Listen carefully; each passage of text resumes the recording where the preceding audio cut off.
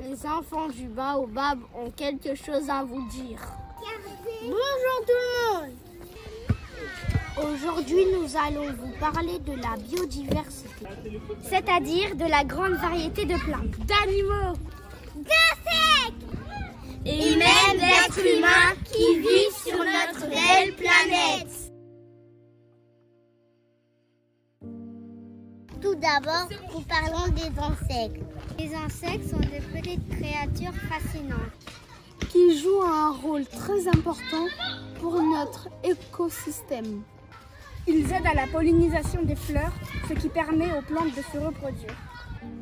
Les abeilles, par exemple, sont des insectes pollinisateurs essentiels pour la croissance des fruits et des légumes que nous mangeons.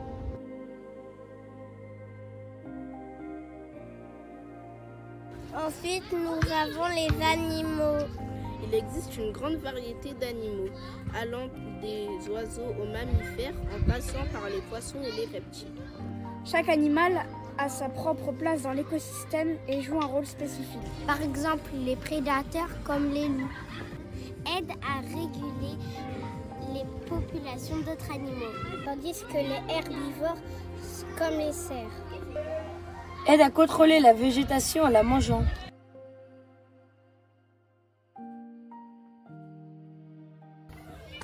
Bien sûr, nous, les êtres humains, faisons également partie de la biodiversité.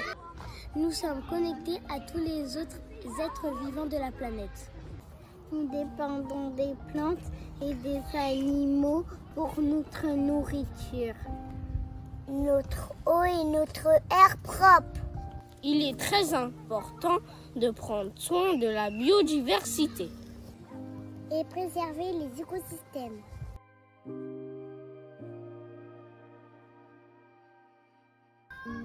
Maintenant, parlons de la végétation. Les plantes sont essentielles à la vie sur Terre.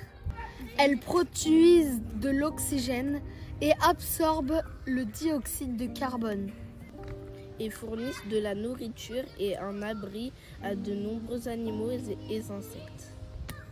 Les arbres en particulier jouent un rôle important dans la régulation du climat et la conservation de l'eau.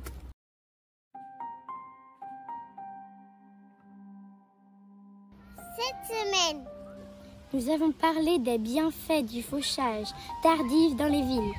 Le fauchage tardif est une pratique consistant à retarder la tonte des herbes. Cela permet de préserver la biodiversité locale. Parce que nous fauchons tardivement. Nous donnons aux insectes comme les abeilles et les papillons plus de temps pour se nourrir du nectar des fleurs. Cela favorise leur survie et leur reproduction. De plus, les plantes sauvages qui poussent dans les espaces non fauchés offrent des habitats et des sources de nourriture pour de nombreux animaux. Le fauchage tardif sert également à préserver la beauté naturelle de nos villes. Les prairies fleuries et les herbes hautes offrent des paysages plus attrayants, tout en créant des corridors écologiques pour les animaux et en améliorant la qualité de l'air.